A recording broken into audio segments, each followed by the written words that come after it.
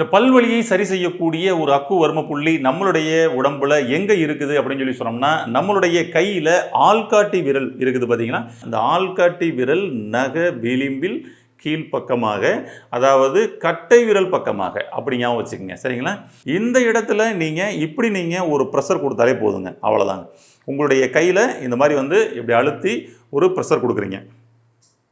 1 நிமிடத்திலிருந்து 3 நிமிடம் வரை இந்த அழுத்தத்தை கண்டினியூஸாக கொடுத்துக்கிட்டு இருங்க. நான் ஏற்கனவே சொன்ன மாதிரி அக்கு வர்ம புள்ளியில் சிகிச்சை கொடுக்கப்படும் பொழுது உங்களுடைய கவனம் நோயாளியினுடைய நோய் குணமாவதன் மீது இருக்க வேணும்.